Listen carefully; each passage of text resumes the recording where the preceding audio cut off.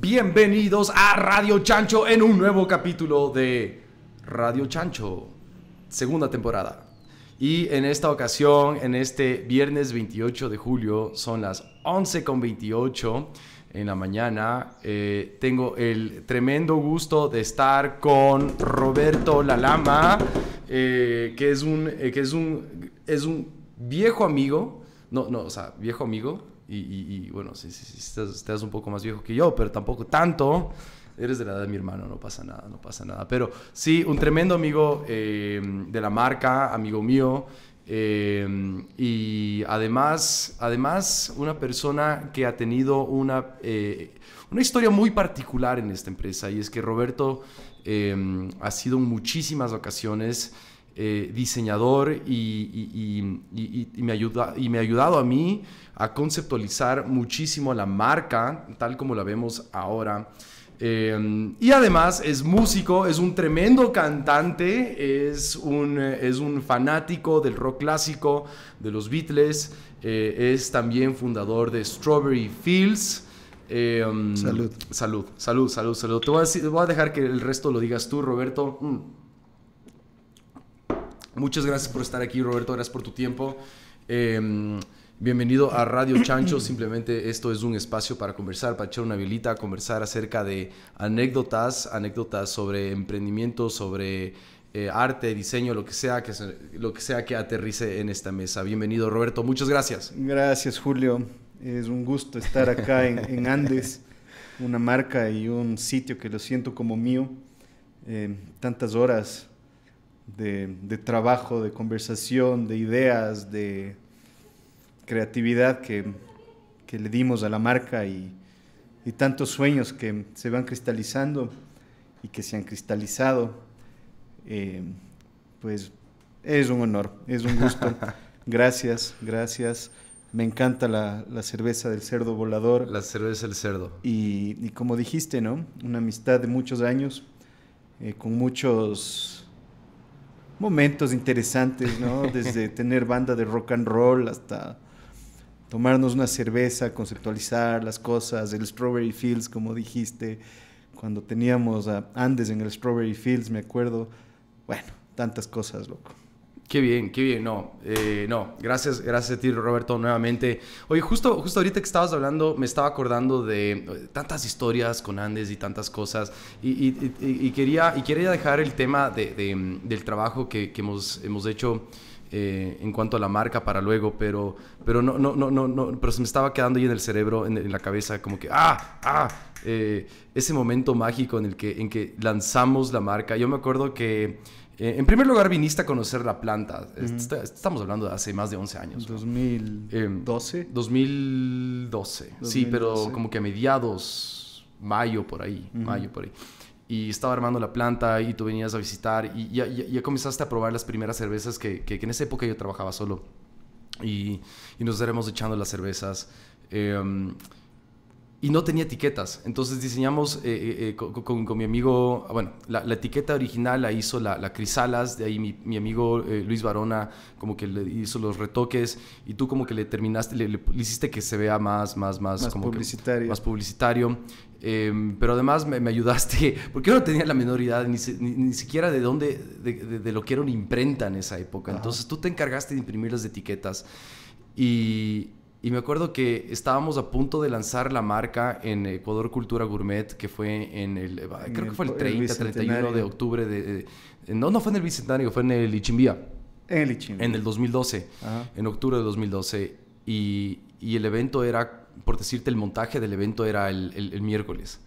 Y era lunes y no teníamos etiquetas. y de repente era martes y las etiquetas llegaron a las 4 de la tarde y nos pusimos a etiquetar botella por primera vez. Y qué difícil, loco, porque no es tan fácil etiquetar manualmente cuando no lo has hecho antes. Cuando no lo has hecho nada, yo jamás había etiquetado yo una botella. Entonces éramos como que tratando de colocar la vaina esta y que te das cuenta que de repente quedaba chueca porque... O con burbujas, maldita sea, weón. Y ahí llegó la combi. Ahí llegó la combi de Andes. Motor Volkswagen. Sí. A kilómetros. Que toquen la cucaracha. Entonces, me estaba acordando de ese tiempo y de ese día específicamente, de estar etiquetando las cervezas. Y me acuerdo que logramos etiquetar, creo que la mitad, y fue como que bueno, el resto etiquetamos cuando tengamos tiempo. Durante el show, en el acto. Claro. Entonces, no, que cague. No, sí, muchas historias. Roberto, mira, para toda la gente que no te conoce, que no cacha el Strawberry Fields o el trabajo que tú has hecho, ¿quién es Roberto La Lama?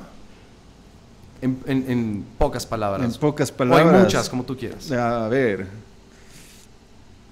Soy una persona que vive de la creatividad. He vivido de la creatividad prácticamente toda mi vida. Me encanta la bohemia. Me encantan las artes, me encanta la música, sobre todo el rock. Me encantan los Beatles. Sí, soy un apasionado de la música, soy un apasionado de los Beatles y del rock en general. Y soy un apasionado del escenario también, de la música en vivo. Eso te podría decir. Me defino como una persona creativa. Un bohemio, creativo, músico, amante de la buena música. Ajá. Qué bien, salud por eso. Salud. Roberto, ¿cómo empezó tu viaje por el mundo de la música? ¿Cómo fue? Porque, claro, yo te conocí cuando yo era un niño. Bueno, para la gente que no sabe, el Roberto se graduó junto con mi hermano del colegio y tenían una banda. Pero ¿cómo fue esa trayectoria? ¿Cómo empezaste con el mundo de la música? Yo me acuerdo que se encerraban en el cuarto de mi hermano todos los panas. Ajá. A escuchar los Doors, a escuchar los Beatles, a escuchar... Yo entre mí era como que, ¿y esta música? ¿Qué onda, güey? Sí. O sea, bueno, eso ya es años más tarde, ¿no? Ya, ok. Eso ya es años más tarde. Yo te puedo decir que mi primer acercamiento con la música, con el rock y con los Beatles específicamente, es... ¿Quién tiene la culpa de esto? Es mi hermano. Es mi hermano. El Marco. Mi hermano Marco, okay. Claro, mi hermano mayor. Porque él perdió la cabeza cuando escuchó los Beatles a una cortísima edad, cuando él era niño. Y perdió la cabeza con esta banda y él comenzó a coleccionar todo lo referente a la banda en esa época, ¿no? Te estoy hablando de los años 70. Mi hermano es 6 años mayor a mí. Cuando yo nací, 6 años más tarde que él, en el año 79, yo ya tuve esta influencia fuertísima de él, que escuchaba los Beatles todo el tiempo. Y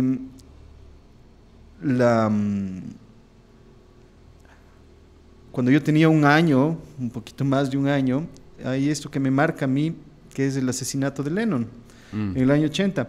¿Por qué? Porque... ¿Tú lo viviste? O sea, era un bebé. Sí, pero claro. Contemporáneo. Claro. Lo que pasó es que mi papá le compró a mi hermano unas revistas españolas en las que cubrían toda la vida de John Lennon. Wow.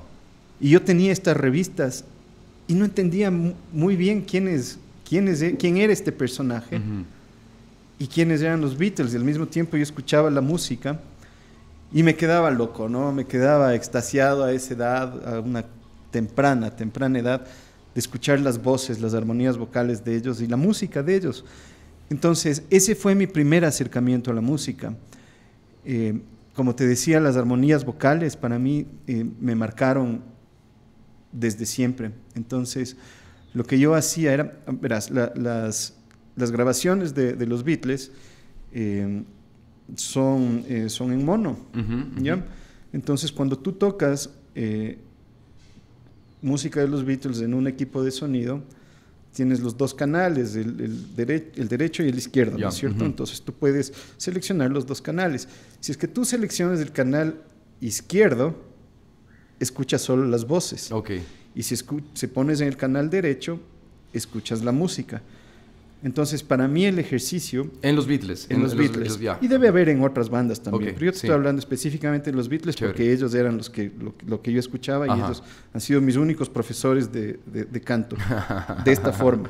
Entonces, yo ponía en el canal derecho... Oh, ok. Y hacías karaoke más o menos. Yo hacía karaoke y yo cantaba encima de la pista musical. Y quería o cantar como John, los temas que cantaba John, cantar como Paul... Cantar como George y también cantar como Ringo, porque Ringo también es cantante, ¿no? Y cada uno tiene su estilo. Cada uno tiene su estilo. Entonces, ese fue mi primer acercamiento con la música y con esto de ser cantante. Y me acuerdo claramente que en el kinder del colegio americano, que es donde yo estudié y me gradué, me acuerdo claramente un día haberme subido en un pupitre, una mesa, y haber cantado frente a mis compañeros. Así de la nada. O sea, me imagino que la profesora habrá dicho, alguien quiere hacer algo, yo qué sé, y yo tomé la posta y me subí a la mesa y canté a mis compañeros. Entonces esa fue mi primera audiencia, digamos, ¿no? Mis compañeros en el kinder, y me acuerdo claramente que canté ¿Qué será, será? ¿No? Me acuerdo clarito que fue esa canción. Y bueno, esto pasaron los años y seguía la influencia esta de la música. Perdón, ¿qué edad tenías? O sea, te estoy hablando que era un niño de 5 años. Ok, ¿no? Claro. Pero pasaron los años, toda la primaria, y seguía yo con este gusto, junto a mi hermano, compartíamos dormitorio, con este gusto por la música, ¿no? Que era muy, muy, muy especial dentro de... muy, muy importante dentro de nuestro núcleo familiar, el tema de la música. Mi papá también escuchaba mucha música, él escuchaba mucha música clásica, pero siempre tuvimos mucha música en la casa. Y pasó el tiempo y en la secundaria resulta que un día había un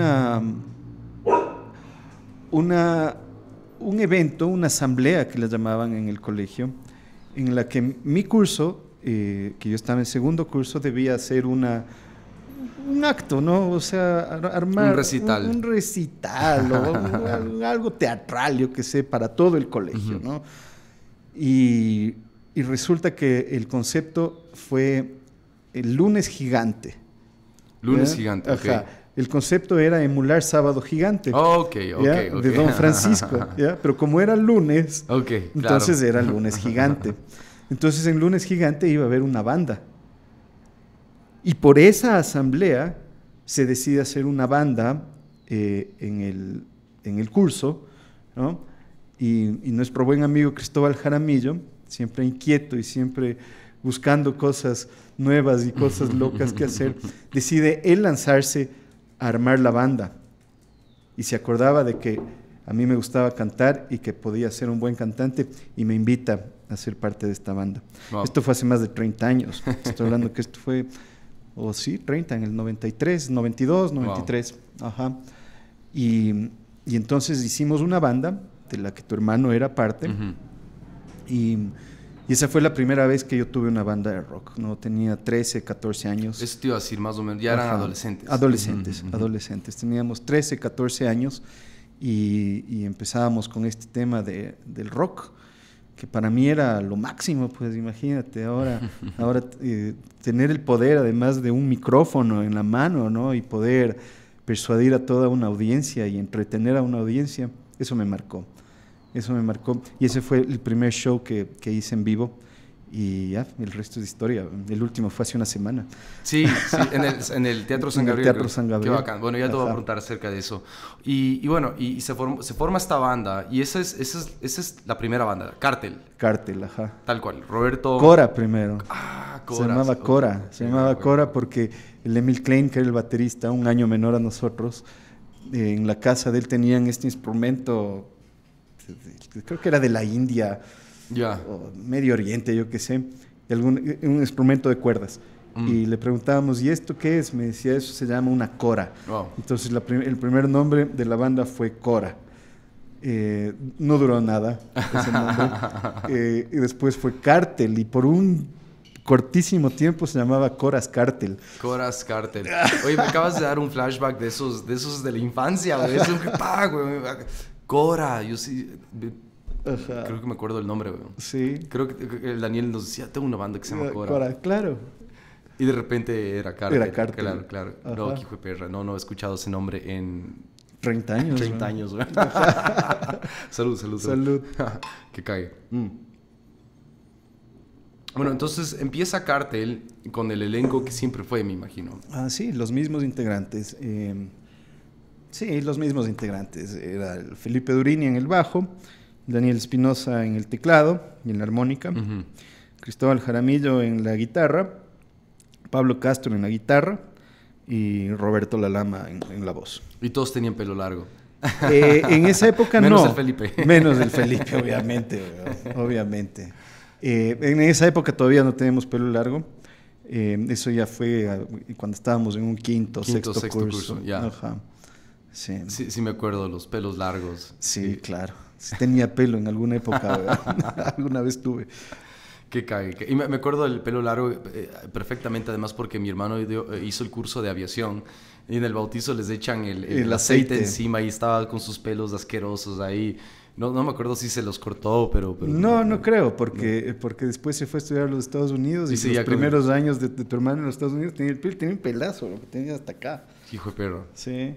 Oye, ¿y Cartel, cómo describirías qué tipo de banda era? ¿Qué tipo de música hacían? O sea, verás, lo interesante de Cartel era que fue una banda con una propuesta inédita, con composiciones del Pablo Castro, que es bien interesante porque con un tema del Pablo nosotros llegamos a ganar el segundo puesto en un intercolegial que hubo en esa época, en el 96, que fue bien bonito, fue bien interesante e importante porque era producido por Teleamazonas. Y entonces todos los fines de semana, me parece que era, pasaban las bandas del colegio, ¿no? Entonces te podías ver en televisión en los 90s, imagínate. Y que era como como esos realities que se van filtrando. Ajá, o sea, es un pre-reality, antes que el concepto de reality exista. Primero lo hizo Teleamazonas. Exacto. Y el productor ejecutivo o productor musical de todo esto es Ricardo Williams. Era esa época, con unas buenas propuestas musicales que había en esa época en nuestro país. Y lo chévere de esto fue que la final fue en la Plaza de Toros. Entonces, y eso está grabado. Yo tengo por algún lado la grabación del VHS. Creo que sí me acuerdo de eso. Ajá. Sí. Entonces, fue increíble salir a este escenario a tocar en la Plaza de Toros, imagínate, a los 16, 17 años, con una banda de rock. Puedes ver en las grabaciones que yo estoy pariendo, estoy nerviosísimo, inclusive me jalo la canción, y la banda estaba tan concentrada que volvemos sin ningún error. Y nada, pues ganamos el segundo puesto en el intercolegial con un tema del Pablo Castro. Entonces, la propuesta de la banda era bien interesante porque eran temas inéditos, temas propios. Y obviamente también hacíamos covers, ¿no? De la música que nos gustaba. Tocábamos temas de los Beatles, obviamente. ¿Qué más tocábamos? Doors. Tocábamos seguro. Los Doors probablemente. Por ahí algo de Led Zeppelin, etcétera. Sí. Los clásicos, sí. Pero yo me acuerdo que ustedes lograron grabar 3 temas. Ajá. Sí. ¿O grabaron más? Porque me acuerdo de 3. No, grabamos 3 temas. El uno se llama, que es con el que ganamos ese intercolegial. Mi realidad. Se llama Mi realidad. Me acuerdo, claro. Ajá. Te hubiera traído o te voy a pasar para que pongas un fragmento. El juego se le pone ahí en el fondo. Sí. Temazo, además. Temazo. con armónica, unas melodías de armónica de tu hermano muy buenas, ¿no? Unas líneas de armónicas muy buenas. Sí, loco, buen tema. Mi realidad, había otro que se llamaba Nos siguen buscando. Sin embargo, nos siguen buscando.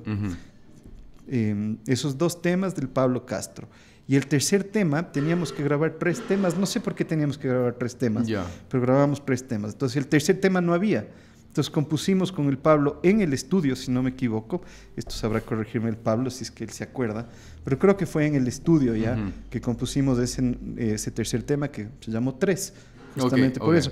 Y ese tema era la música, y la primera parte era del Pablo y la segunda parte de la letra era mía. Así como un Lennon McCartney. Ya, bacán. Claro. Ajá. Que cague. Tengo los demos, ya te voy a hacer llegar. Y finalmente, ¿qué es eso? ¿Es rock? ¿Cómo lo escribirías tú? ¿A qué suena? ¿A qué sabe? Rock urbano. Rock urbano, de los 90 Eso en Quito. Exacto, ese era el chiste y la burla, ¿no? Hablar del rock urbano. ¿Qué diablos de rock urbano? Pero sonaba lindo en los 90, ¿no? Ah, era una cosa que, claro, de la que la gente estaba conversando. Claro, la gente hablaba del rock urbano. Rock siempre va a ser urbano, loco. Se hacen las urbes. Bueno, puede ser el rock, el country, ¿no? El country rock también, el de Lynyrd Skynyrd. Sí, y eso. bueno, sí. Pero no estamos tan avanzados sí. O sea, no creo que podamos hacer rock no sé. O sea, en cualquier lado, güey. Sí. Pero sí, era una banda de rock y pop. Sí, era una banda de rock y pop. Y de ahí, Cartel se disuelve o se separa porque cada uno hizo ya, mi hermano se fue a los Estados Unidos. Básicamente porque nos graduamos del colegio y cada quien ya se fue a estudiar afuera o acá o cualquier cosa. Unos se hicieron más serios. Señores, se hicieron señores. Exacto, en mi caso no ha sido ese, pero sí. Pero bueno, tú seguiste de todas maneras cantando, tuviste la banda que duró, ¿cuánto duró la banda? ¿10 años? 10 años siquiera, pero, unos 10 años, sí. Y era una banda de covers, era una banda de entretenimiento, básicamente. Era una banda de entretenimiento, justamente era eso. Yo me acuerdo haberles visto en todo lado, todo lado. Sí. Sonaba en Quito, desde restaurantes, bares, hasta festivales, fiestas, las discotecas de moda, en otras, iba a decir otros países, otras ciudades. En otras ciudades, claro, salíamos de gira, local, ¿no? Pero salíamos de gira. Claro, la banda ya nace con otro concepto. A mí me invitan a ser parte de la banda. Yo no había hecho música toda mi época de la universidad y me había olvidado por completo de esa parte. Hasta que en un punto mi primo Nicolás me parece que habían hecho amistad con Andrés Yepes en la universidad de San Francisco. Tremendo guitarrista, sí. Habían hecho buena amistad. Nicolás estaba sacando un minor en música y creo que se graduó con un minor en música, no estoy seguro. Colo, tú sabrás la historia. Y bueno, hicieron buena amistad y resulta que el Andrés Yepes había tenido una banda anterior en el colegio también con Daniel Rosero, que era el bajista de la banda, tremendo bajista también. Y entonces se hicieron amigos Nicolás, el Colo, con Andrés y decidieron hacer una banda y querían hacer una banda de pop. O sea, el concepto era hacer una banda de covers de pop. Y lo que querían era que quien cante sea una mujer. Ese era el concepto de banda. Entonces, me parece que habían ensayado, habían tenido algún show, alguna cosa así. Pero finalmente creo que se quedaron sin cantante. No sé bien esa parte de la historia, les voy a preguntar a mis panas de la banda. Y en un punto el Colo me dice, oye, estoy con este proyecto, ¿te gustaría? Yo le dije de una. Entonces me fui, les conocí a estos panas y ya pues comenzó esta banda de covers que creció bastante, ¿no? Creció bastante. Como bien dices, estábamos en todos lados. Imagínate que en la época de fiestas de Quito, estoy hablando del año 2004, 2003, 2004, ya, claro. 2005, por ahí. En fiestas de Quito nosotros llegábamos a tocar hasta 3 o 4 veces al día. Wow. ¿No? Durante 10 días. Entonces, y además fuimos banda de planta de un sitio que se llamaba Tony Romas acá, durante más de un año. Claro, yo les fui a ver, y me acuerdo que les fui a ver con featuring Daniel Espinosa. Ah, sí. Le invitaron Le una vez. invitamos una vez, o sea que el Jake todavía no estaba. El Jake Reyes. Entonces, eso fue lo más increíble, porque eso en realidad fue lo que nos hizo la calidad de banda que éramos. Porque éramos banda de planta de este sitio durante un año y tocábamos viernes y sábado, todas las semanas. Claro. Entonces, era increíble porque tocábamos viernes y sábado y en el transcurso de la semana ensayábamos 1 o 2 veces y sacábamos más temas. Claro. Que ya los tocábamos el siguiente fin de semana. Entonces, imagínate el repertorio que llegamos a tener, 200, claro, 300 temas. El libro de karaoke, claro. Exacto, y todo era tocable, ¿no? O sea, podías tocar desde el primer tema que había sacado hasta el último. Entonces, era un repertorio gigante y cada vez éramos mejores. Cada vez éramos mejores. Entonces, eso llamó la atención de mucha gente y, claro, nos contrataban. Y te puedo decir que esa fue la primera vez que fui profesional en la música. Claro, porque era una profesión. Claro, es un oficio. Es un 100%. oficio y claro, y ganábamos buena plata. Ganábamos muy buena plata. Entonces, divertido. Muy divertido, sí. ¿Y por qué la banda? ¿Por qué se llamaba la banda? ¿Por qué se llamaba la banda? Verás, no teníamos nombre. Tú sabes que lo más difícil en una banda es el nombre. Llegar al nombre, para que todos les guste, además es más difícil todavía. Sí. Yo estaba acordándome de los nombres de mis bandas en el colegio. Éramos Peso Neto una época. La banda más checha, güey. No, era buena. Pero te interrumpí. Sí. ¿Por qué la banda? No te podría decir por qué la banda. Lo que sí te puedo decir es que yo quería que el nombre de la banda sea con B de vaca, con B chica. Que sea como la banda, como la planta. Ok. Ajá. Pero no tuve quórum para eso. Y se quedó en la banda. Y era interesante porque era genérico finalmente, ¿no? La banda. Entonces era la banda. Era después también como el Strawberry Fields, que ya no ibas. ¿A dónde vas? No voy al Strawberry Fields, voy al bar. Todo el mundo era el bar.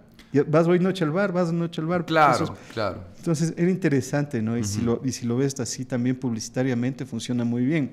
Porque te adueñas de esa categoría. Entonces, ¿qué es lo que eres? La banda. Ajá. La banda. Sí, la banda. Y la banda básicamente era de pop, full rock de los 80s. Sí. ¿O fue más? Como te digo, había mucho repertorio. Al Colo y al Andrés siempre les gustaba más lo pop, ¿no? Ellos jalaban mucho más hacia lo pop. Yo jalaba más hacia el rock. Rock and roll.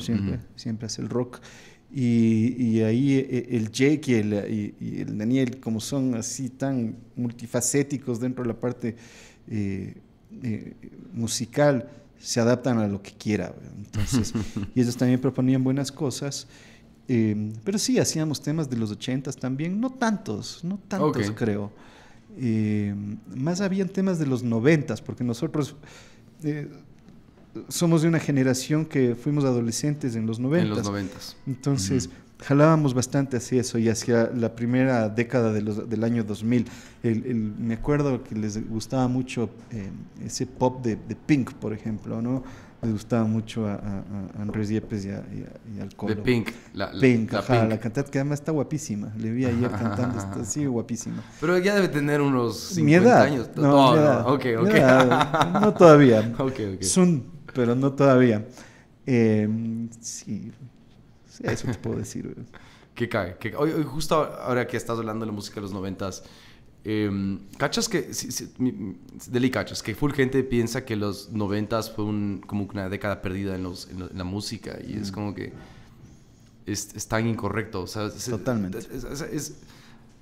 No sé por qué se hizo tan famosa, entre comillas, en nuestro medio, la música de los 80s. Y de ahí de repente estábamos escuchando a Linkin Park y a ¿cómo se llama la otra banda que estaba de moda en esa época? La que tenía ese guitarrista que se pintaba la cara y se ponía unos ojos... Led Zeppelin... No, qué burro que soy, no. Limp Bizkit. Y de ahí había la Papa Roach y todos. Esas sí eran unas bandas de mierda. Esas sí. Sí, eran divertidas, está bien. Pero mira, había unas bandotas con unas propuestas increíbles como Rage Against the Machine, por ejemplo, Against ¿no? the Machine. Sí, increíble. Nirvana. Bueno, Nirvana es el top, ¿no? Nirvana, Pearl Jam, tenías bandas como Soundgarden. Soundgarden es increíble. Alanis Morissette. Alanis Morissette es a lo bestia. O sea, ¿qué disco? El Jagged Little Pill. Uh-huh. Es un discazo, ¿no? Es más, le voy a escuchar hoy día. Ayer estuve escuchando unos vinilos de rock y me metí a escuchar el Pearl Jam 10. Y obviamente Nirvana, el Nevermind, ¿no? Que para mí son los dos más importantes. Soundgarden también, nunca me gustó tanto Soundgarden como tal, pero era una bandota.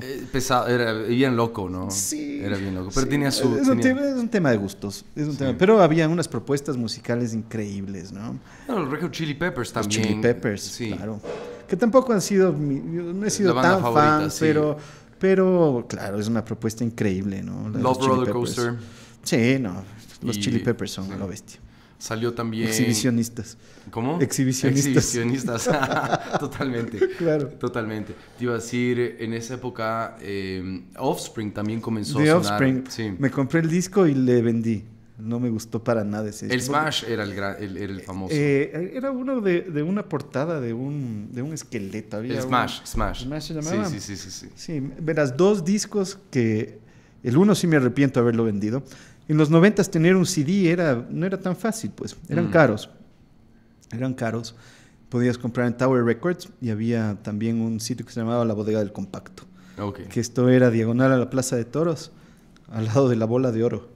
Ahí había ¿Cuál es la Bola de Oro? Era una... La ignorancia. Era una licorería de los 90s. Ok, es que en esa época yo era un pollo, güey. Claro. Entonces ahí había la bodega del compacto, que era fantástico porque había gente que ibas a intercambiar discos o podías también comprar discos. Yeah. Entonces ahí compré varios CDs yo.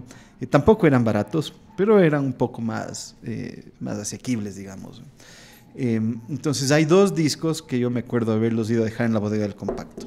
El uno fue de The Offspring, que me acuerdo que lo compré nuevo. De pronto mi hermano me trajo de los Estados Unidos, no estoy seguro.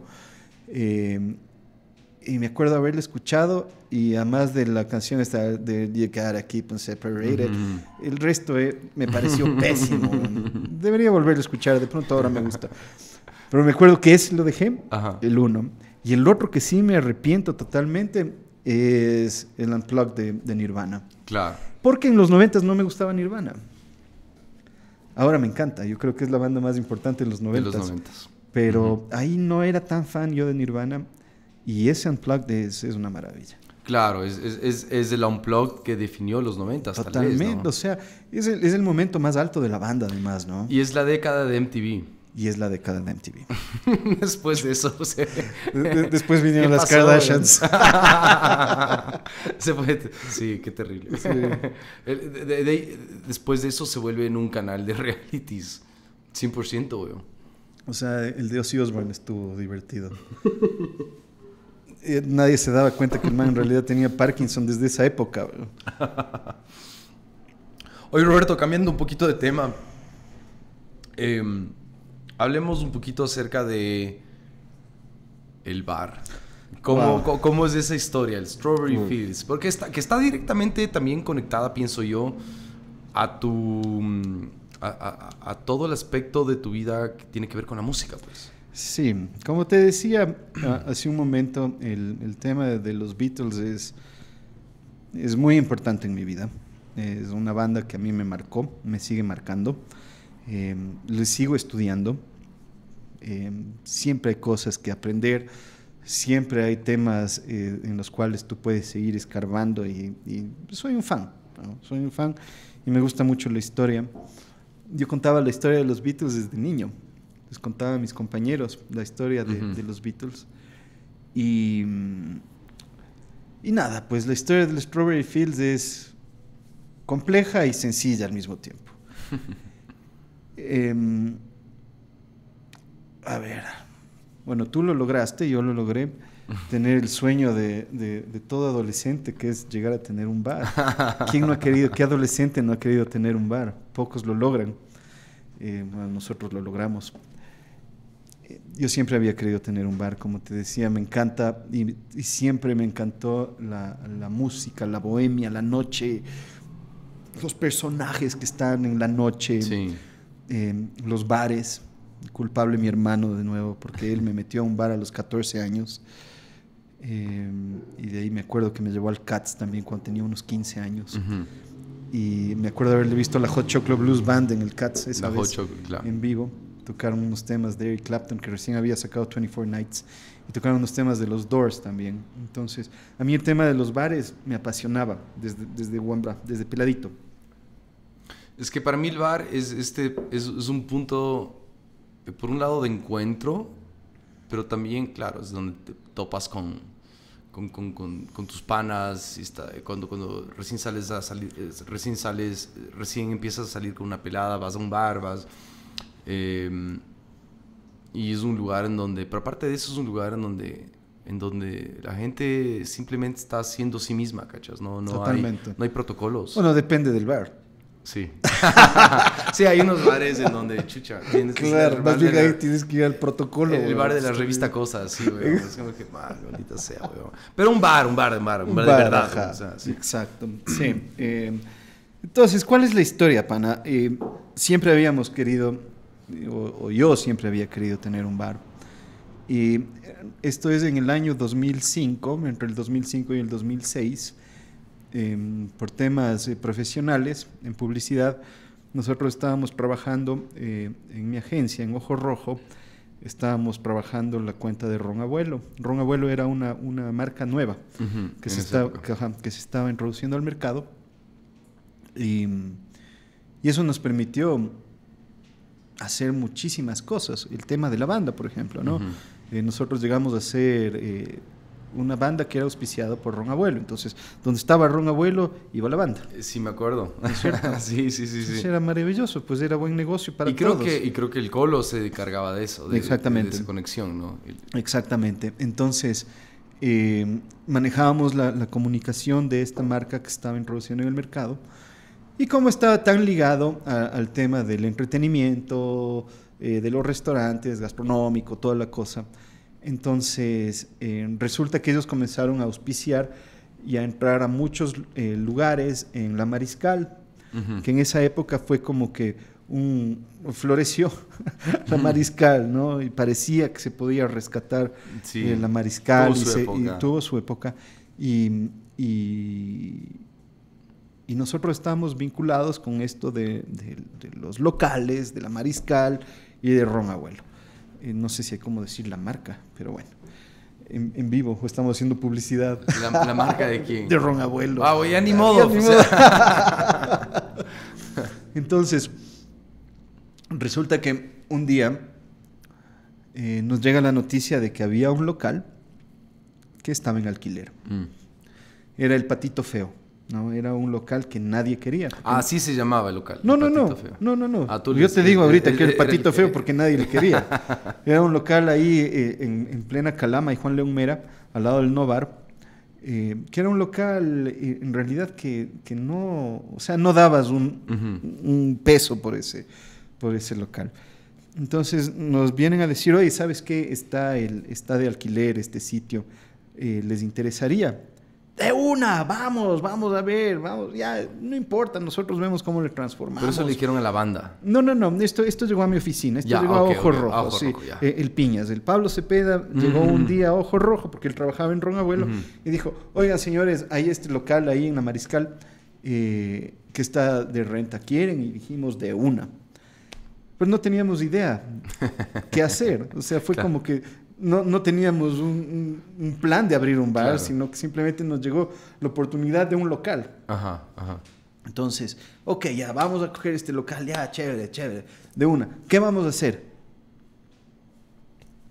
¿Qué vas a hacer? Si no tienes la menor idea. No tienes la menor idea. Estás un poco jodido. Ajá, sí. Entonces ahí fue como que pasamos hasta por una idea de tener tragos moleculares.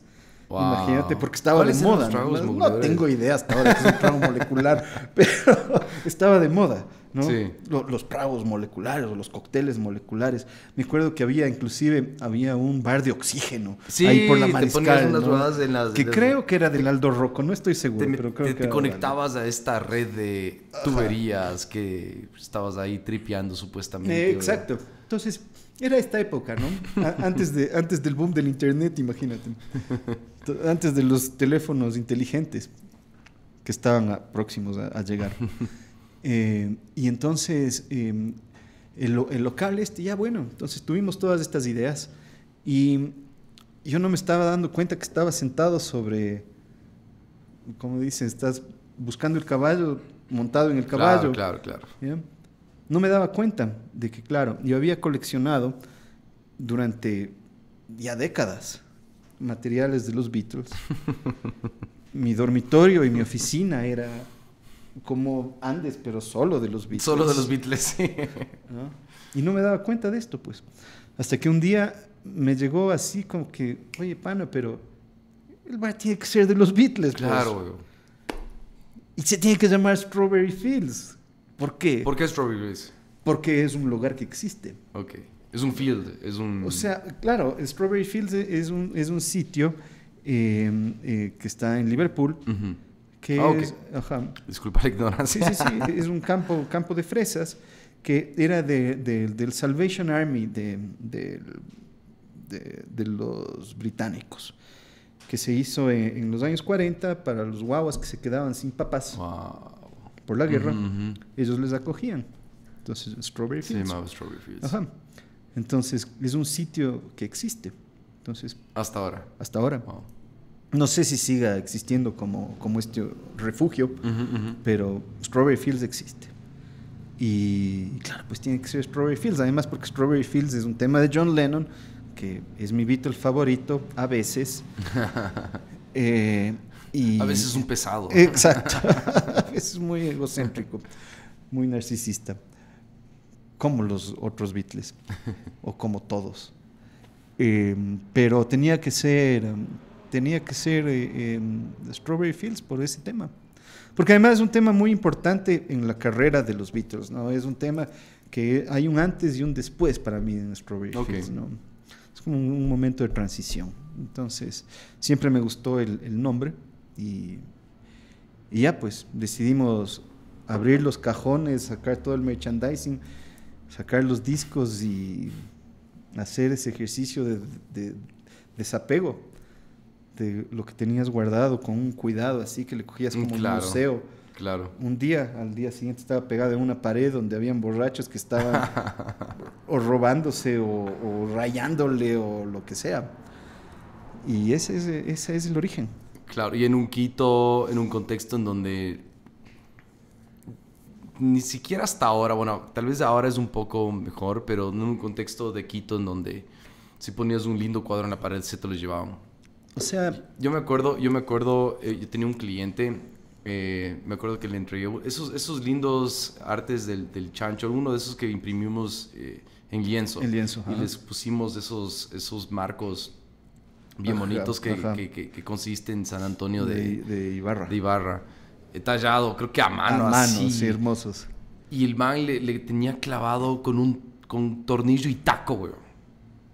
Yo, ¿cómo vas a hacer esto? Le estás jodiendo, le estás arruinando el marco bellísimo. No, es que si no se me roban. Hijo de putas, güey, chucha. Claro, o sea, verás, en ese sentido, tantos años de ser dueño de bar y tantos años de conocer cómo funciona la cosa y cómo funciona la psiquis de nuestra gente, culturalmente como somos, había una estrategia bien interesante que salió con una noche de conversación en el bar con mi hermano, que decíamos, ¿cuál es la forma o cómo vamos a hacer para que la gente le cuide al bar?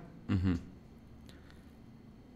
Hay que hacerle más bonito, hay que hacerle que se vea más elegante, que se vean las cosas mejor producidas, que se vea más caro. ¿Por qué? Porque eso te frena. Si es que haces que las cosas no sean a ese nivel, no las respetas. Las cosas no. Ajá. y funcionaba. Ujú. Funcionaba en un 80%. Hasta un cierto punto. Ajá, hasta un cierto punto. Nunca falta un desadaptado que por ahí te va rompiendo un cuadro o que se van... una vez me rompieron un marco de un espejo de atrás de la sala de George Wow. Harrison, ¿te acuerdas? Sí, sí. Se robaron toda la parte de arriba. Se sacaron una pieza de este tamaño, de pan de oro. Gajes del oficio, loco. Claro, total, ¿no? total. Parte de... Así Sí. como te han roto el chanchito. Bueno, pero eso es- también es porque es un Sí. sitio para eso, ¿no? Sí, sí. O sea, sí, no, sí. no para romperse el marco del cuadro, pero sí, o sea, es un sitio de diversión donde la gente además viene y se pega los tragos. Entonces, parte de... Claro, es un negocio nocturno de alguna u otra manera. La gente finalmente hace lo que quiere. Pero Obvio. hay formas de disuadirles, ¿no? Yo estoy 100% de acuerdo en lo que dices, es que lo haces ver más bonito, la gente lo respeta más porque lo aprecia, ¿me entiendes? Versus a esta forma de pensar de que muchos lamentablemente en nuestro país tienen, ¿no? Que es, no, lo más barato porque es Para el bar, eso, es como el bar, claro. lo ven como una forma despectiva, ¿no? El bar Ajá. es donde vas a chupar y mear, es como que no, o sea, el bar también puede ser un lugar en donde vas a tener una experiencia muy bonita, ¿me O entiendes? sea, verás, una cosa que a mí me llamó la atención mucho hoy en la mañana que llegué acá al bar fue algo fantástico que de pronto, no sé si lo haces a propósito o te has dado cuenta, pero yo entré aquí al bar y fue hermoso porque olía muy bien.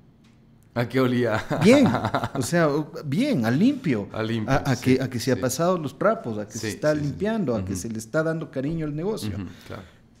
Eso dice muchísimo, Ujú. ¿no?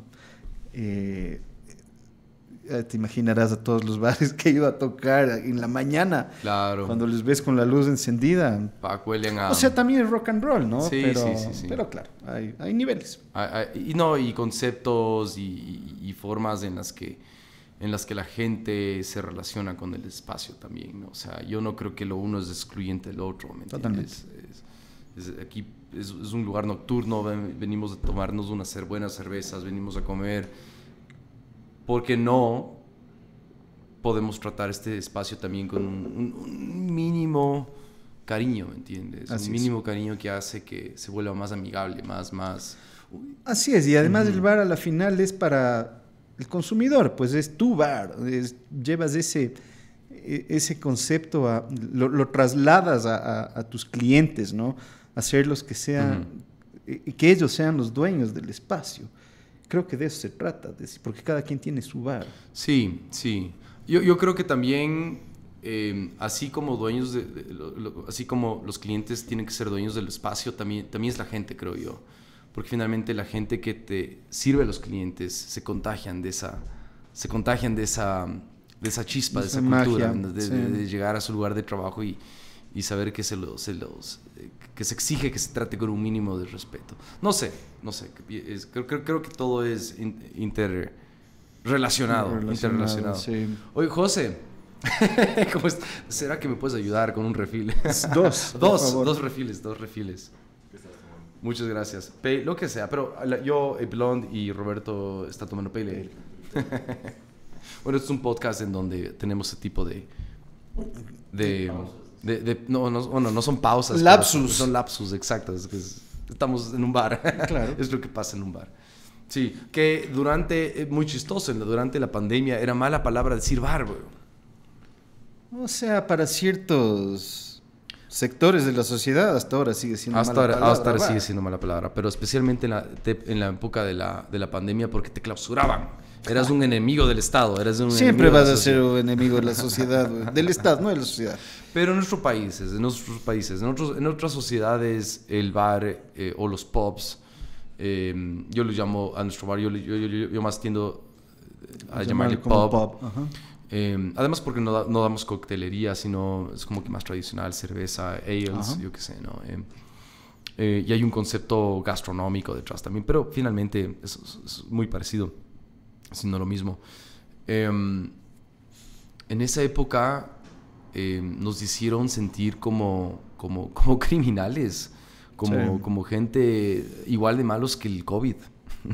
Sí. Increíble, ¿me entiendes? Pero si es que eras del restaurante, en donde cobras $40 por un plato y van todos los asambleístas y los funcionarios de gobierno y del municipio. Entonces ahí estabas bien, ¿me entiendes? Porque el COVID se contagia menos en un lugar donde pagas más, ¿me entiendes? Por supuesto. Es ridículo totalmente.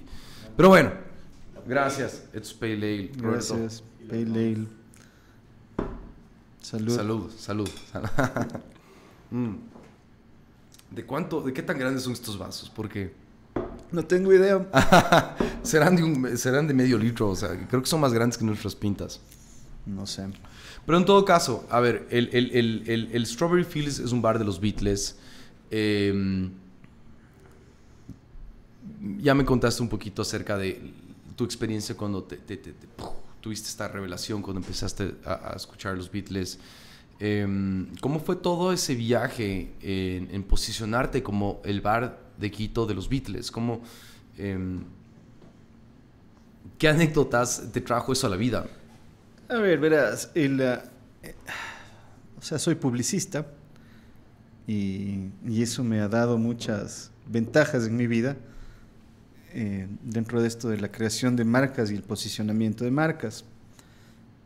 En el 2006, que es cuando abrimos el Strawberry Fields, en el Ecuador no había ningún bar conceptual, o ¿cómo es que lo dicen? Bar temático. No existía. No existía ningún bar temático. Fuimos el primer bar temático. Creo que hubo uno antes, pero que no duró. Había el Sutra Bar. Ya, pero eso es bueno. Era lo más temático tal vez que había en época. Sí.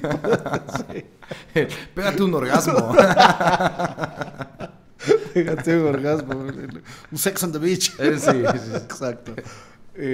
Entonces, era un tema de capitalizar el asunto, ¿no? Era mostrar a este sitio temático medio como un museo. Uh-huh. Y para mí era seguir contando la historia de los Beatles, uh-huh, que lo había hecho desde niño,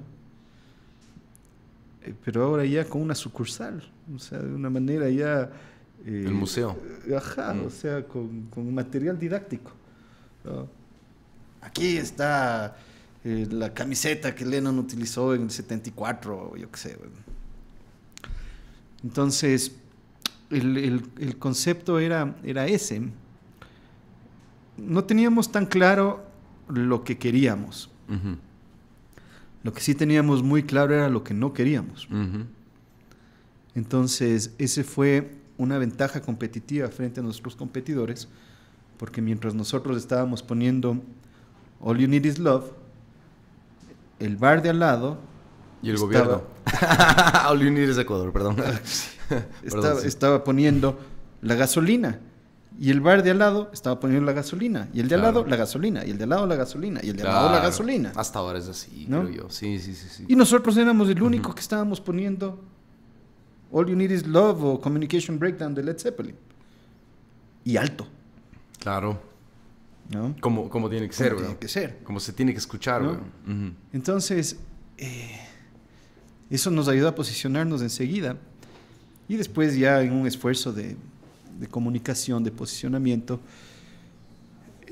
había que darle un tagline, había que darle una promesa única de venta al lugar. Ya estoy hablando técnicamente de publicidad. Y ahí nació que era un altar. ¿Por qué? Porque Quito tiene muchísimos altares, ¿no? Es la ciudad con no sé cuántos altares, pero me imagino que tiene un montón de altares. Y la gente viene a visitar las iglesias. Uh-huh. Entonces el concepto era, Quito tiene muchos altares, visita el nuestro. Claro. Entonces ahí se convirtió en el altar Beatle. Y fue una frase de posicionamiento que le comenzamos a dar durísimo. Porque en realidad era un altar, uh-huh, ¿no? O sea, lo que había en ese bar era realmente importante. Mucho valor. Sí, mucho valor. A mí mucha gente que llegaba al bar me decía, bueno, cuéntame, ¿y qué es lo más preciado? ¿Qué es lo más caro? ¿Qué es lo más importante que tienes aquí? Yo le decía, no te puedo decir. ¿Por qué? Porque me van a robar, pues. Es todo el bar, no solo una cosa. Claro. Ajá. Y así fue. Qué bacán. Y bueno, tuviste el de la Mariscal, luego tuviste el de la González Suárez. Llego a tener uno al frente de Andes de Tuviste uno donde ahora es el bistró. Ajá. Claro, pues ahí tocamos con los Cuis alguna vez. Ajá. ¿Cuál ha sido el más... ¿Con cuál te llevas las mejores experiencias, las mejores O sea, historias? fueron 16 años, entonces obviamente cuando uno es como la vida de cualquier persona, ¿no? Vas creciendo, vas evolucionando en tu pensamiento, vas evolucionando en tu manera de ver la vida, vas madurando. Entonces cada uno tuvo su época, su etapa y sus cosas interesantes, menos el de Cumbayá, porque no era la época. Imagínate que nosotros abrimos ese bar en el 2011, cuando en Cumbayá no pasaba absolutamente Nada. Nada, ¿no? Había el Noé. Había el Noé. Sí. Había el Noé. Tú podías tener unas noches, podías tener un miércoles que facturabas buena plata, facturabas muy bien, y el jueves que no tenías nadie. Pero nadie. Eso era bien extraño. No sé si haya cambiado eso. Me imagino que sí. Pero sigue siendo extraño, perdón que te corte, sigue siendo súper extraño. Sí, yo creo que eso no... Pero hay más gente, o sea, es la brutalidad. Vas un fin de semana, no, o sea, es hasta desagradable ir un fin de semana, a no ser de que vayas... Too crowded. En bicicleta o en Uber. Sí, hasta puede en ser Uber, complicado. Hasta en Uber es complicado, pero bueno. Puede ser complicado. Entonces, cada uno tuvo su magia. El bar de la Mariscal, para mí, en definitiva, es el mejor bar que habrá y existirá en la historia. Era increíble. Era del putas. Era increíble. Era increíble. La gente, cómo le disfrutaba, cómo cantaban, cómo se emborrachaban. O sea, la gente se quedaba dormida en las mesas. Increíble, increíble. ¿Cuánto licor se consumió en ese local? Hijo de puta. Increíble. Entonces, y además no tenía una sola ventana, ¿no? Entonces era todo era un hueco, así. Era un hueco. Que se siguió. Parecía que tenían una toneladora, que continuaban haciendo el hueco. Eso era lo máximo, porque teníamos la suerte de que mientras nosotros teníamos cada vez más demanda, los locales de al lado iban cerrando porque no tenían la misma demanda. Entonces, era esto en una casa antigua ahí de la Mariscal, en la que habían varios locales. Y claro, salía el local de al lado, y estaba por cerrar, y venían los dueños de la casa, el Pablo Simón en esa época, donde era la crepería, y nos decían, oye, ya salió el negocio de al lado, ¿les interesaría hacer una ampliación? Bueno, dale. ¿Cómo? Tumba una pared. Claro, tumba. Tumbabas esa pared, pero sin saber, sin ningún estudio técnico, sin nada. ¿No? Sin nada. O sea, metías 3 obreros y ¡pah! Tumbabas la pared. De repente, en una semana, el Strawberry Fields tenía una nueva sala. Claro. Sin una sola ventana. Y en esa época se fumaba todavía dentro de los bares. Eso te iba a decir este rato, aún en la época en donde fumabas. Claro. Y, o sea, es increíble como, yo no sé, ¿tú aún fumas? No, que va, hace 20 años. Hasta hace 20 años ya, pero yo no sé si la gente que es fumadora o sigue siendo fumadora hasta el día de hoy podría volver a un lugar así. Yo creo que sí. O sea, pero... Los fumadores sí, porque no les importa nada. Claro. No, muchos les da como que ese asco. Creo que es de boca para afuera. Al fumador no le importa. Al buen fumador no le importa. ¿Verdad? Pero yo me acuerdo, yo me metía en esos huecos a farrear, a echar los tragos y terminaba todo esto, la ropa. Por supuesto. O sea, y es ese humo que sale del cenicero. Claro. Del tabaco que está ahí pasivo. Claro. Que te persigue. Te persigue, porque te persigue además. Sí, totalmente. Ese es el humo más hijo de puta. El bar fue increíble. A mí sí me dio pena cuando cerraste el de la González Suárez. Porque, o sea, primero porque me quedaba cerca. O sea, me dio pena de ambos, obviamente, pero como fue el que más duró. ¿Cuál facturaba más? El de la González Suárez, me imagino. ¿O depende? Nunca voy a saber esos datos certeros porque era un consumo muy distinto, ¿no? El bar de la Mariscal era un consumo más como de tienda, ¿me entiendes? Ya. Todo inmediato, cash, ta. Increíble, buen negocio. También obviamente pagabas con tarjetas de crédito y todo lo que quieras. El bar de la González Suárez, claro, ya estaba en la González Suárez. Entonces ya era otro nivel, ¿no? Ya era más aniñado. Ahí en cambio podías tener unas cuentas grandísimas en una noche, Claro, de una sola mesa. De una sola mesa. ¡Pum! ¿No? 10 personas. Entonces, no sé, el bar de la Mariscal siempre fue buen negocio. El de la Mariscal. El de la González Suárez no siempre fue buen negocio. A veces. Y una renta mayor, un alquiler. Claro, por supuesto.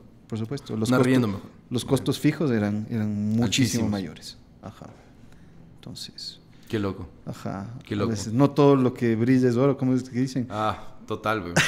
Te estás forrando en plata, loquito. Claro. Los padres están cagados en plata. Sí, pero pago mis rubros, ¿cachas? No me voy de vacaciones con la plata. A ver, mira, Roberto, es que, maldita sea, quiero hablar de un montón de cosas adicionales, pero ya vamos una hora. Rápidamente, hablemos acerca de Ojo Rojo. ¿Ya? A ver, es que Ojo Rojo y Andes tiene una historia muy particular, como que caminaron juntos durante mucho tiempo. Sí. Pero ¿cómo nace Ojo Rojo para empezar? O sea, ¿siempre te gustó el diseño? ¿Cómo te volviste publicista? ¿Cuál es esa historia exactamente? A ver, me vuelvo publicista porque siempre quise estudiar comunicación. ¿Ya? Estudié en la Universidad de San Francisco, entré en el año 97 a la Universidad de San Francisco, recién graduado del colegio, cosa que no volvería a hacer. ¿Qué entrar directamente después de graduar. Si un guambra de 18 años que no tiene idea de decidir tu futuro. Pero bueno, escogí bien, digamos, ¿no? Tuve la suerte de escoger bien. Llegué a dar el examen de admisión en la universidad. Sabía que quería estudiar comunicación y el momento que tenías que llenar el formulario o un form ahí acerca de lo que ibas a estudiar, tenías que escoger dentro de comunicación. Yo podía escoger entre ser periodista, o sea, quería o ser periodista o ser publicista. Okay. Ya, esas eran las dos ramas. Me hubiera encantado ser periodista también. Escogí ese rato publicidad. Yeah. Fue como que de Tim Marín ese rato. Dije publicidad.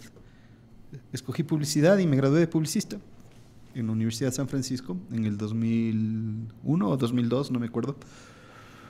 Y después de eso, en esa época mi hermano, de nuevo, que es esta figura importante siempre en mi vida, él había estudiado mercadeo, marketing en los Estados Unidos, se había graduado de marketing en los Estados Unidos y vino a ocupar unos buenos puestos de marketing en unas empresas grandes. Entonces, para mí era interesante eso porque tenía mucho material, mucha información que me llegaba de él, de lo que se estaba haciendo, de los materiales que él tenía, de lo que estaba haciendo afuera en esa época todavía, a nivel de publicidad y de comunicación.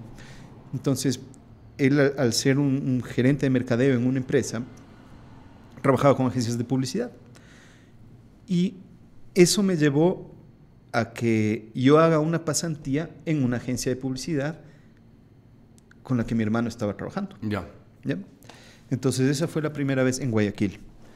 Guayaquil. Es cierto que viviste una época en Guayaquil. Viví en Guayaquil por esto. Entonces llegué a esta agencia de publicidad sin saber nada, ¿no? Obviamente. Todavía no estaba graduado del colegio. Tenía que hacer mi pasantía empresarial en esta agencia de publicidad y para ese punto de mi vida yo sabía que quería ser redactor creativo.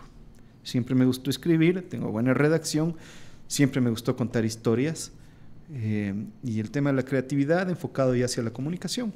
Entonces entré al departamento creativo de una, porque claro, la agencia de publicidad, al menos en esa época, tienes que ser creativo, pues tienes que ser donde están donde se está creando, donde está las mentes brillantes. Spotlight, claro, brillantes. Pucha, los creativos son brillantes, ¿no? Entonces entré a este departamento creativo y me encantó. El rato que salí se acabó la pasantía durante ese verano, me ofrecieron ya quedarme como un creativo junior, redactor creativo junior dentro de esta agencia, pero yo tenía que regresar a graduarme. Entonces me gradué un año después y resulta que uno de los creativos de esa agencia estaba saliendo. Entonces coincidió y me dieron el trabajo. Y justo había aplicado a otro trabajo, lo que es la vida, ¿verdad? Claro.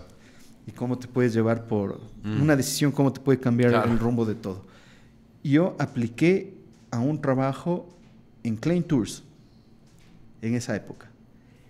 Me hicieron todas las pruebas del mundo, no tienes una idea. Me acuerdo que me sentaron y me dieron unas pruebas, ahí, peor que SAT esa cosa.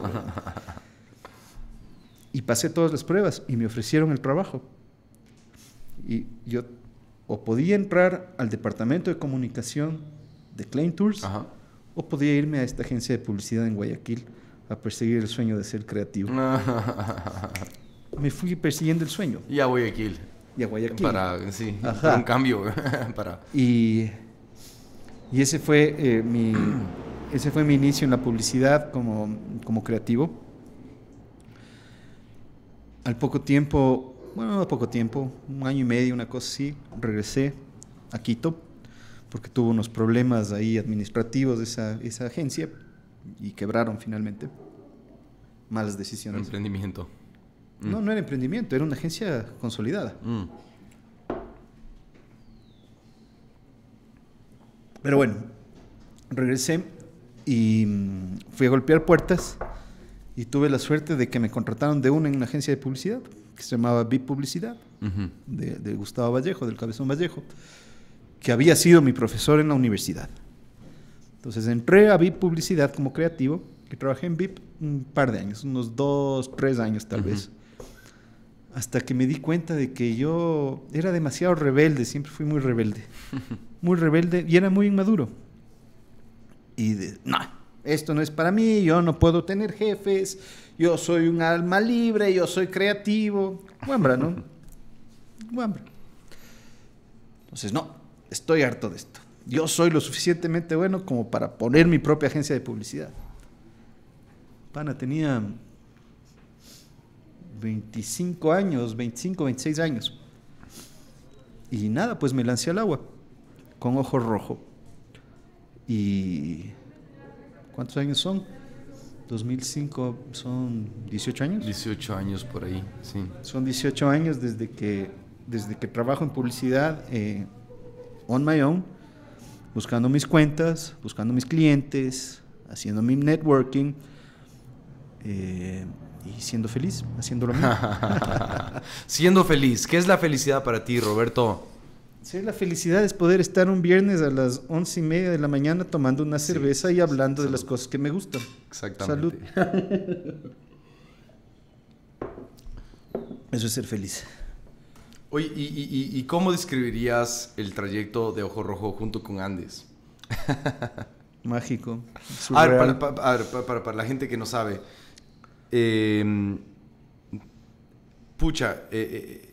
Andes, yo creo que Andes no sería la marca que es ahora, especialmente hablando en términos de gráficos, conceptualmente, y sin tu intervención, pues, Roberto. Además de que trabajamos de forma regular durante mucho tiempo. Ajá. ¿Cómo escribirías a Andes? O el viaje junto con Andes. Andes es un viaje, justamente. Es un viaje. Creo que nos encontramos en un punto muy importante de nuestras vidas, en las que éramos los dos bastante más jóvenes, con muchos sueños, con muchas ilusiones, con una visión increíble. Y a mí lo que me gustaba sobre todo era poder transmitir las ideas que tú tenías. Llegabas a mi oficina, llegabas a Ojo Rojo con muchas ideas y conversábamos horas. Sí. Conversábamos horas y por ahí tocabas guitarra o tocábamos guitarra, leíamos alguna cosa, no sé, era muy divertido. Los libros de los Beatles. Los libros de los Beatles o cualquier cosa.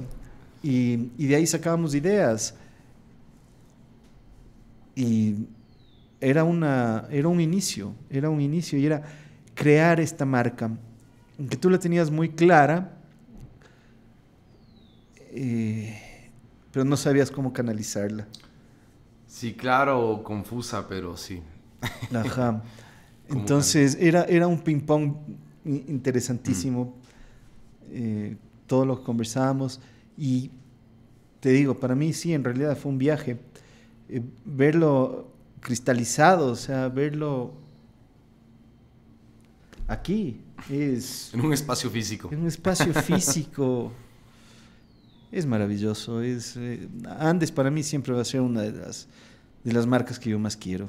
Es una marca, ¿no? Y como publicista, para mí crear marcas es lo número uno, pues. No, salud, no, yo pucha Salud. Madre, qué bestia. Por Andes. No, y por tu trabajo, porque...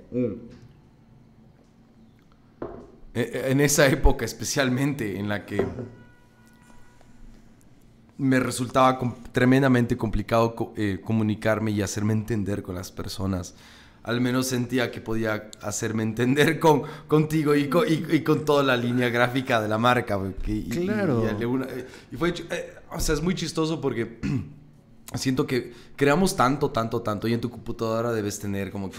Millón de archivos. Gigas y vainas de Andes. Creo que utilizamos la mitad. Claro, tengo... Porque la otra mitad nunca tuvimos... Nunca se cristalizó y eventualmente se deberían sacar, porque hay muchos archivos interesantes. Hay que ver. Esto podría funcionar para el aniversario del siguiente año, alguna vaina así. ¿Verdad? Sí, y era hermoso porque era muy inocente al mismo tiempo. Sí, entre ingenuo. Ajá. Y creativo, ingenuo y... Ajá, sí. Era el chancho volador. Ajá, y era pinchar el status quo, ¿me entiendes? Era romper ese paraguas. Todo lo que la revista Cosas nunca haría, güey.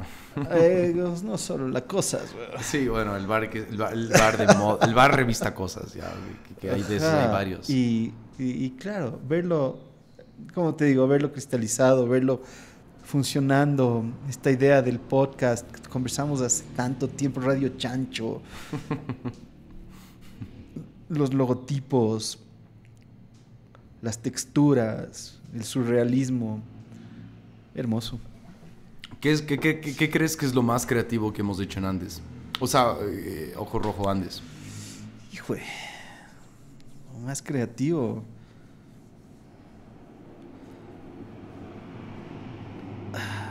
Ahí me pusiste difícil. Yo tengo este. Tal vez el festejo de la marmota. ¿Cuál era? Ah, cierto que le hicimos. Que fue fracaso. No, claro, o sea, ¿cómo no iba a ser un fracaso? ¿Sabes qué? ¿Cómo era el concepto de Bowie? Bowie Inspired. Bowie Inspired. No, eso es lo que te iba a decir, pero a ver, la marmota era, no sabíamos qué publicar esa semana, entonces buscamos en Google qué chuchas hay, y era el día de la marmota, weón. Vamos a hacer un GIF. Era un GIF, que debe ser muy bueno, así, totalmente artesanal. En Facebook debe estar en algún lado. Y terminó, y lo del Bowie Inspired era una tremenda... Era una marca más. Aún creo que tengo uno de los roll-ups, porque los otros se me perdieron, porque yo era un tarado y dejé botados en algún lado. Deberíamos hacer algo con Bowie Inspired. O sea, es que era una marca. Era fino. Era elegante. Nos encantaba seguir fantaseando con las marcas, sacar submarcas de Andes, y esto de Bowie Inspired. Claro, fue fantástico. Creo que fue justo el año que falleció David Bowie. Sí. Y estábamos escuchando justo bastante David Bowie. ¿Y cómo no te vas a inspirar con David Bowie? Obvio. 2016. Claro, no me voy a olvidar nunca. Claro. Fue un año muy especial para mí, además, porque pasaron muchas cosas.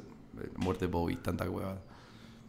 Roberto, me entristece decirte que tenemos que darle fin a este podcast. Sí, pero a mí también porque ya me estoy emborrachando, entonces démosle nomás fin. ¿Cuándo abres el bar? Última pregunta. Oh, esa es la pregunta del millón. Esa es la pregunta del millón. Porque hemos hablado tanto. ¿Cuándo vuelve el Strawberry Fields? ¿Cuándo vuelve el monumento, el tributo, el altar de los Beatles a Quito? Tiene que volver pronto. El Strawberry Fields es un proyecto de vida que me ha acompañado durante muchos años. El primer Strawberry Fields fue mi dormitorio desde que era niño. Tienes que poner una cama en algún lado con tu dormitorio. Sí, puedo, creo que recuperar todavía mi cama de cuando era niño. Es un proyecto de vida. Me ha acompañado mucho. El Strawberry Fields no solo es un bar, o sea, trascendió más allá, ¿no? Es una pasión, es mi lugar, donde tenía mi escenario, donde estaban todos los cuadros, merchandising, memorabilia, tragos. Para mí, o sea, era como salir al recreo, ¿no? Y es importante. También ha sido importante apartarte un rato del bar. Claro. Han sido 3 años donde hubo una transición gigante. Y es importante y es interesante también tomar ese respiro y ver las cosas desde afuera. No se han alineado los astros como para volver a abrirlo. Hemos intentado, hemos buscado lugares, hemos estado a punto de embarcarnos nuevamente en el bar, pero por una u otra razón se frena. Y creo que el momento preciso llegará. También hay que empujarlo, no hay cómo quedarse. No hay cómo quedarse. Y también hacerte mentalmente la idea esta de que vas a volver a ser dueño de bar, que no es fácil, ¿no? Entonces, como que he estado de vacaciones. Pero no, que vuelve el Strawberry Fields, vuelve. No te puedo decir cuándo. Ojalá sea pronto. Ojalá sea el 2024. Suena bien, 24. 2024 suena bien, ¿no? Todos números pares. ¿Será? No sé. Who knows? ¿Cómo eran nuestras vidas cuando teníamos 24 años? O sea, si es que hablas del 24, claro, los Beatles se hicieron re famosos a nivel mundial en el 64. Ok. ¿No es cierto? Es cuando conquistan América. Entonces vendrían a ser ¿cuántos años? 60 años. De pronto esa es la señal que te está dando. La señal, ajá. Que te estaba mandando Walter Mercado. Sí. Ajá, vamos a abrir por los 60 años del British Invasion de los Beatles. Sí, eso te puedo decir. Bien. Entonces yo no puedo esperar más para poder pegarme un trago en un bar en esta ciudad en donde no tenga que pasar por protocolos, porque aparentemente ahora todos los bares en esta ciudad ¿Tienen protocolos? Todos tienen protocolos, a no ser que te vayas a un bar de mala muerte, weón, obviamente. ¿Cuáles son los protocolos? Los protocolos son los que, no sé... Lo que quiere el dueño del bar, que es el protocolo. Sí, y un trago te cuesta $40 y un plato de comida 50. ¿En serio me dices? Te juro por Dios, has salido un bar últimamente. A ver, hay los bares más alternativos, pero no hay un bar en donde no es en donde no sea ni la revista Cosas. Nos van a demandar. Ni el bar hippie en donde están, ¿me entiendes? Ahí haciendo bazuco, ¿me entiendes? Estoy exagerando. Los bazuqueros de la revista Cosas van a demandar. Pero si me explico, un bar simplemente donde te sientas bien y donde tengas buena coctelería, porque tenías buena coctelería, Roberto. Sí, claro. Y yo a veces estoy en el bar y es como que aquí no tenemos coctelería y no vamos a tener por concepto. No hay que tener. Pero es como que quiero pegarme un trago en un lugar en donde simplemente me sienta como en un bar, en un lugar bacán, ¿me entiendes? Y no tenga que meterme a la aplicación para hacer la reserva o vestirme bonito, o quiero irme después de estar sudado, asqueroso de un día largo de trabajo, porque en la planta hubo un problema y tuvimos que echar mano, inclusive los dueños, y tuvimos que mover barriles y limpiar huevadas, ¿me entiendes? ¿Sí me explico? Eso es para mí eso es un bar. Sí. Pero y eso es lo que me gustaba del Strawberry Fields. Era un lugar donde podía ir en cualquier ocasión, ¿me entiendes? Sí. Era lindo, güey. Sí. Hermoso. Qué buena música, buen ambiente, buena decoración. Puro corazón, pana. Y buenas bandas, tenías bandas. Y siempre. buenas bandas. Claro, güey. Sí, claro. Es hermoso eso porque la pregunta que me hiciste es la pregunta que me hace todo el mundo. ¿Cuándo vuelve el Strawberry Fields? Y les respondo lo mismo que te respondí. Pero lo mejor es cuando me encuentro con músicos, muchos músicos que he conocido últimamente. Son buenos amigos ya. Y me han dicho, yo toqué en tu bar. Claro. Y eso es lo más hermoso. Porque, es el impacto que uno deja. Ajá, porque pasaron tantos músicos por el Strawberry Fields. Siempre se les trató como se le debe tratar a un músico. Siempre se les dio esa importancia. Y encontrarte con esos complementos, como es en español, esos cumplidos. Con esos cumplidos, de eso se trata, ¿no? De haber hecho un poquito, al menos por la cultura de este país, sí. Por la vida nocturna de este país, por el turismo, por darle algo más, no ser tan estándar. Salud, Roberto. Muchas gracias. Salud, Julio. Por este tiempo. Uy, ya tengo un mini sorbo aquí nomás. Salud. Pero ya nos vamos a hacer un refill al rato. Seguro. José, Nico, muchas gracias. Ya nos vemos. El siguiente Radio Chancho, que creo que yo también hice ese logo. Creo.